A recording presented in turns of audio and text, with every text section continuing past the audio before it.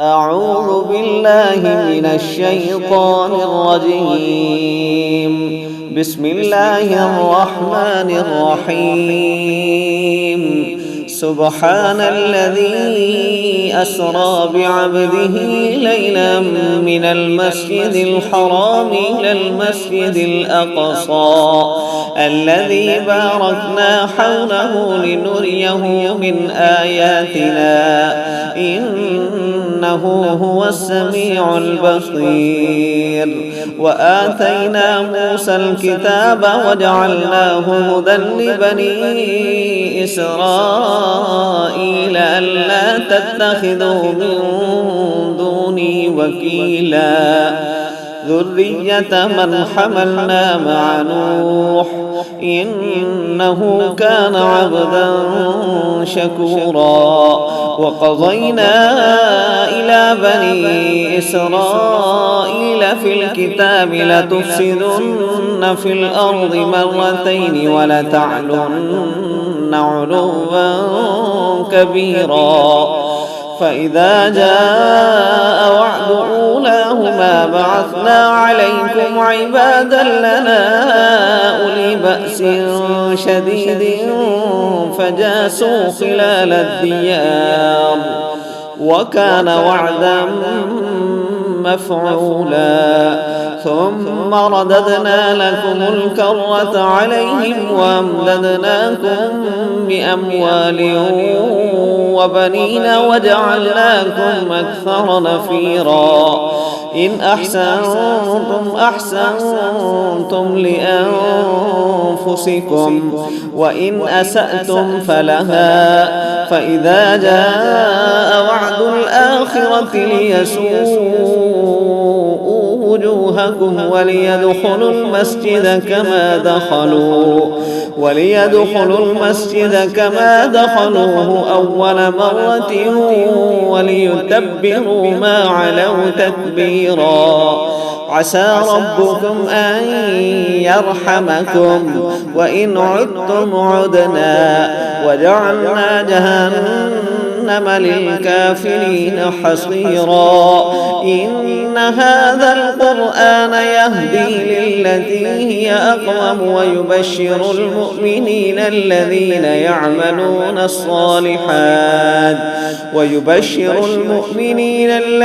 يعملون الصالحات أن لهم أجرا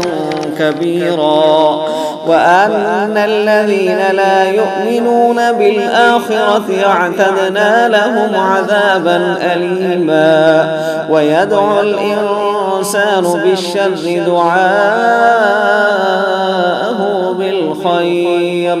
وكان الإنسان عجولا. وجعلنا الليل والنهار آيتين فمحونا آية الليل وجعلنا آية النهار مبصرة لتبتغوا فضلا من ربكم ولتعلموا عدد السنين والحساب وكل شيء فصلناه تفصيلا. وكل إنسان ألزمناه طائره في عنقه ونخرج له يوم القيامة كتابا يلقاه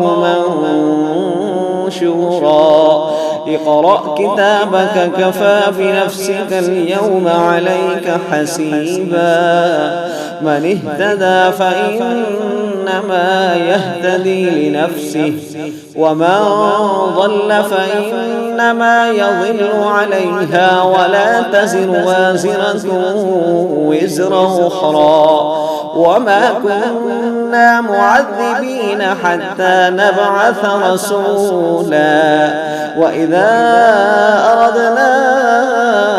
أن نهلك قرية أمرنا مترفيها ففسقوا فيها فحق عليها القول فدمرناها تدميرا. وكم أهلكنا من القرون من بعد نوح وكفى بربك بذنوب عباده خبيرا بصيرا. من كان يريد العاجلة عجلنا له فيها ما نشاء لمن نريد ثم جعلنا له جهنم يصلاها مذموما مدحورا. ومن أراد الآخرة وسعى لها سعيها وهو مؤمن فأولئك كان سعيهم مشكورا. كلا نمد هؤلاء وهؤلاء من عطاء ربك وما كان عطاء ربك محظورا. انظر كيف فضلنا بعضهم على بعض وللآخرة أكبر درجات وأكبر تفضيلا. لا تجعل مع الله إلها آخر فتقعد مذموما مخذولا. وقضى ربك ألا تعبدوا إلا إياه وبالوالدين إحسانا. إما يبلغن عندك الكبر أحدهما أو كلاهما فلا تقل لهما أف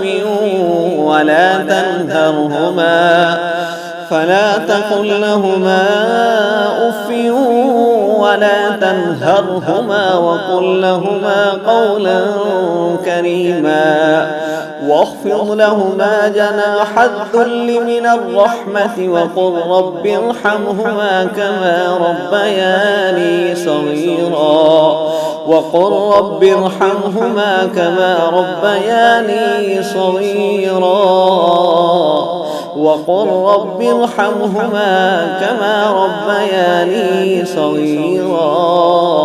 ربكم أعلم بما في نفوسكم إن تكونوا صالحين فإنه كان للأوابين غفورا. وآت ذا القربى حقه والمسكين وابن السبيل ولا تبذر تبذيرا. إن المبذرين كانوا إخوان الشياطين وكان الشيطان لربه كفورا. وإما تعرضن عنهم ابتغاء رحمة من ربك ترجوها فقل لهم قولا ميسورا. ولا تجعل يدك مغلولة إلى عنقك ولا تبسطها كل البسط فتقعد ملوما محسورا. إن ربك يبسط الرزق لمن يشاء ويقدر إنه كان بعباده خبيرا بصيرا. ولا تقتلوا أولادكم خشية إملاق نحن نرزقهم وإياكم إن قتلهم كان خطأ كبيرا. ولا تقربوا الزنا إنه كان فاحشة وساء سبيلا. ولا تقتلوا النفس التي حرم الله إلا بالحق. ومن قتل مظلوما فقد جعلنا لوليه سلطانا فلا يسرف في القتل إنه كان منصورا. ولا تقربوا مال اليتيم إلا بالتي هي أحسن حتى يبلغ أشده وأوفوا بالعهد إن العهد كان مسؤولا وأوفوا الكيل إذا كلتم وزنوا بالقسطاس المستقيم ذلك خير وأحسن تأويلا ولا تقف ما ليس لك به علم إن السمع والبصر والفؤاد كل أولئك كان عنه مسؤولا ولا تمش في الأرض مرحا إنك لن تخرق الأرض ولن تبلغ الجبال طولا كل ذلك كان سيئه عند ربك مكروها ذلك مما أوحى إليك ربك من الحكمة ولا تجعل مع الله إلها آخر فتلقى في جهنم ملوما مدحورا أفأصفاكم ربكم بالبنين واتخذ من الملائكة إناثا إنكم لتقولون قولا عظيما ولقد صرفنا في هذا القرآن ليذكروا وما يزيدهم إلا نفورا قل لو كان معه آلهة كما يقولون إذا لابتغوا إلى ذي العرش سبيلا سبحانه وتعالى عما يقولون علوا كبيرا تسبح له السماوات السبع والأرض ومن فيهن وإن من شيء إلا يسبح بحمده ولكن لا تفقهون تسبيحهم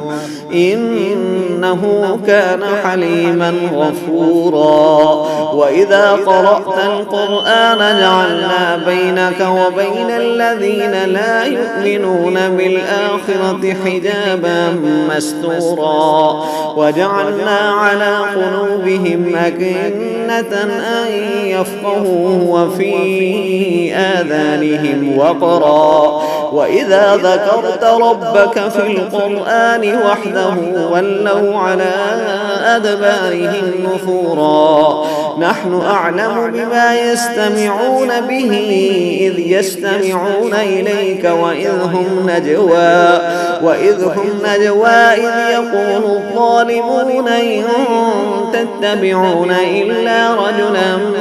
مسحورا انظر كيف ضربوا لك الأمثال فضلوا فلا يستطيعون سبيلا وقالوا أئذا كنا عظاما ورفاتا أئنا لمبعوثون خلقا جديدا قل كونوا حجارة أو حديدا أو خلقا مما يكبر في صدوركم فسيقولون من يعيدنا قل الذي فطركم أول مرة فسيعرضون إليك رؤوسهم ويقولون متاه قل عسى أن يكون قريبا يوم يدعوكم فتستجيبون بحمده وتظنون إن لبثتم إلا قليلا وقل لعبادي يقولوا التي هي أحسن إن الشيطان ينزغ بينهم إن الشيطان كان للإنسان عدوا مبينا ربكم أعلم بكم إن يشأ يرحمكم أو إن يشأ يعذبكم وما أرسلناك عليهم وكيلا وربك أعلم بمن في السماوات والأرض ولقد فضلنا بعض النبيين على بعض وآتينا داود زبورا قل ادعوا الذين زعمتم من دونه فلا يملكون كشف الضر عنكم ولا تحويلا أولئك الذين يدعون يبتغون إلى ربهم الوسيلة أيهم أقرب ويرجون رحمته ويخافون عذابه إن عذاب ربك كان محذورا وإن من قرية إلا نحن مهلكوها قبل يوم القيامة أو معذبوها عذابا شديدا كان ذلك في الكتاب مسطورا وما منعنا أن نرسل بالآيات إلا أن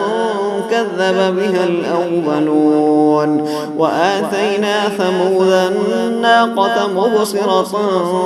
فظلموا بها وما نرسل بالآيات إلا تخويفا وإذ قلنا لك إن ربك أحاط بالناس وما جعلنا الرؤيا التي أريناك إلا فتنة للناس والشجرة الملعونة في القرآن ونخبفهم فما يزيدهم إلا طغيانا كبيرا وإذ قلنا للملائكة اسجدوا لآدم فسجدوا إلا إبليس قال أأسجد لمن خلقت طينا قال أرأيتك هذا الذي كرمت علي لئن أخرتني إلى يوم القيامة لأحتركن ذريته إلا قليلا قال اذهب فمن تبعك منهم فإن جهنم جزاؤكم جزاء موفورا واستفزز من استطعت منهم بصوتك وأجلب عليهم بخيلك ورجلك وشاركهم في الأموال والأولاد وعدهم وما يعدهم الشيطان إلا غرورا إن عبادي ليس لك عليهم سلطان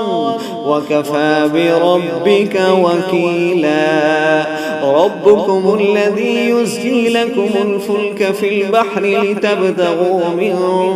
فضله إنه كان بكم رحيما وإذا مسكم الضر في البحر ضل من تدعون إلا إياه فلما نجاكم إلى البر أعرضتم وكان الإنسان كفورا أفأمنتم أن يخسف بكم جانب البر أو يرسل عليكم حاصبا ثم لا تجدوا لكم وكيلا أم أمنتم أن يعيدكم فيه تارة أخرى فيرسل عليكم قاصفا من الريح فيغرقكم بما كفرتم ثم لا تجدوا لكم علينا به تبيعا ولقد كرمنا بني آدم وحملناهم في البر والبحر ورزقناهم من الطيبات وفضلناهم على كثير ممن خلقنا تفضيلا يوم ندعو كل أناس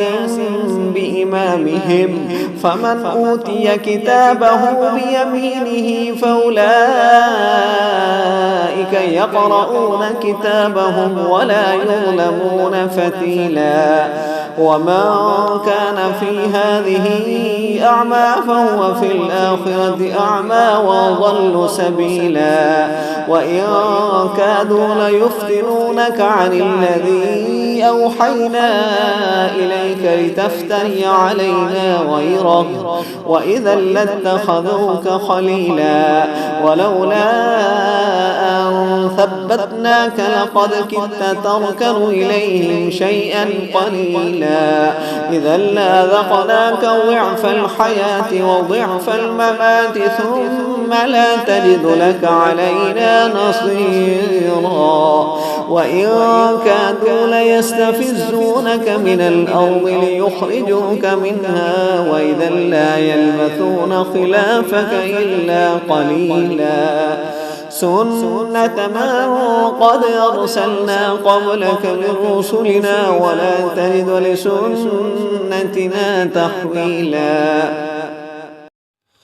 أقم الصلاة لدلوك الشمس إلى غسق الليل وقرآن الفجر إن قرآن الفجر كان مشهودا ومن الليل فتهجد به نافلة لك عسى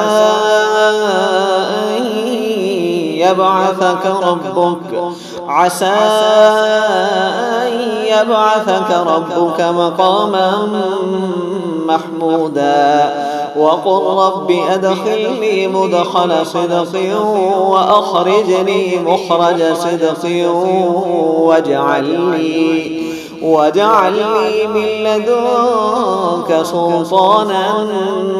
نصيرا وقل جاء الحق وزهق الباطل إن الباطل كان زهوقا وننزل من القرآن ما هو شفاء ورحمة للمؤمنين ولا يزيد الظالمين إلا خسارا وإذا أنعمنا على الإنسان أعرض ونأى بجانبه وإذا مسه الشر كان يئوسا قل كل يعمل على شاكلته فربكم أعلم بمن هو أهدى سبيلا ويسألونك عن الروح قل الروح من أمر ربي وما أوتيتم من العلم إلا قليلا ولئن شئنا لنذهبن بالذي أوحينا إليك ثم لا تجد لك به علينا وكيلا إلا رحمة من ربك إن فضله كان عليك كبيرا قل لئن اجتمعت الإنس والجن على أن يأتوا بمثل هذا القرآن لا يأتون بمثله ولو كان بعضهم لبعض ظهيرا ولقد صرفنا للناس في هذا القرآن من كل مثل فأبى أكثر الناس إلا كفورا وقالوا لن نؤمن لك حتى تفجر لنا من الأرض ينبوعا أو تكون لك جنة من نخيل وعنب فتفجر الأنهار خلالها تفجيرا أو تسقط السماء كما زعمت علينا كسفا أو تأتي بالله والملائكة قبيلا أو يكون لك بيت من زخرف أو ترقى في السماء ولن نؤمن لرقيك حتى تنزل علينا كتابا نقرأه قل سبحان ربي هل كنت إلا بشرا رسولا وما منع الناس أن يؤمنوا إذ جاءهم الهدى إلا أن قالوا أبعث الله بشرا رسولا قل لو كان في الأرض ملائكة يمشون مطمئنين لنزلنا عليهم من السماء ملكا رسولا قل كفى بالله شهيدا بيني وبينكم إنه كان بعباده خبيرا بصيرا ومن يهد الله فهو المهتد ومن يضلل فلن تجد لهم أولياء من دونه ونحشرهم يوم القيامة على وجوههم عميا وبكما وصما مأواهم جهنم كلما خبت زدناهم سعيرا ذلك جزاؤهم بأنهم كفروا بآياتنا وقالوا أئذا كنا عظاما ورفاتا أئنا لمبعوثون خلقا جديدا أولم يروا أن الله الذي خلق السماوات والأرض قادر على أن يخلق مثلهم وجعل لهم أجلا لا ريب فيه فأبى الظالمون إلا كفورا قل لو أنتم تملكون خزائن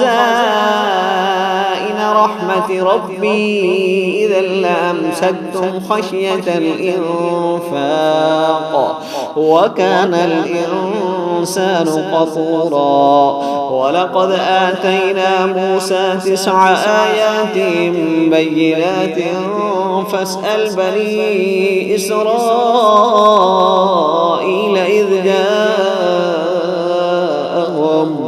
فقال له فرعون إني لأظنك يا موسى مسحورا قال لقد علمت ما